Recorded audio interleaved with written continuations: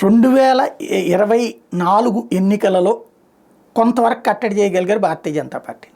అంతకుముందు అంత విజయం రాకుండా చేయగలిగారు. కానీ వీళ్ళ కుట్ర ముందే తెలిసి చిట్ట చివరి నిమిషంలో తెలుగుదేశం పార్టీతో కానీ జేడీఎస్తో కానీ పొత్తు పెట్టుకోవడం ద్వారా సస్టైన్ అయింది భారతీయ జనతా పార్టీ. ఇక్కడ ఒక 3 సీట్లు కానీ అక్కడ దాదాపుగా ఒక 6-7 సీట్లలో వాళ్ళ ప్రభావం ఉంది. అంటే ఇక్కడ కర్ణాటకలో అంటే బీజేపీ జేడీఎస్ వలన ఒక 6-7 సీట్లు గెలిచింది.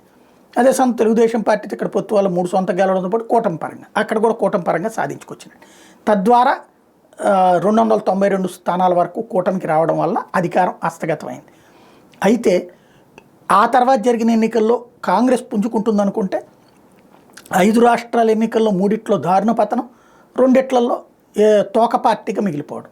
ఇప్పుడు కాంగ్రెస్ పార్టీకి ఐఎన్డిఏ కూటమికి ఇప్పుడు కర్ణాటక తమిళనాడు మధ్య జరుగుతున్న గొడవలు, బస్సులు, భాష, ఈ గొడవలన్నీ కూడా అదే కర్ణాటక మహారాష్ట్రకి క్రియేట్ చేసి అట్లాగే తమిళనాడులో గొడవలు క్రియేట్ చేస్తున్నది కూడా.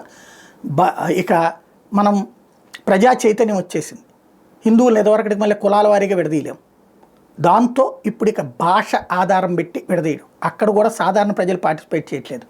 వీళ్ళు రెచ్చగొట్టిన ఈ పార్టీల శక్తులే చేస్తున్నారు. కానీ అలా నిదానంగా చేసుకుంటూ పోతే ఆ తర్వాత మార్పు వస్తుంది అన్నటువంటి కోణంలో ప్రారంభించారు. ఇది రాబోయే తమిళనాడు ఎన్నికల కోసం, అదే సందర్భంలో రాబోయేటటువంటి ఇతర రాష్ట్రాల ఎన్నికల కోసం నడుపుతున్నటువంటి, కర్ణాటకలో కూడా భవిష్యత్తులో జరగబోయే ఎన్నికల కోసం నడుపుతున్నటువంటి తంతు.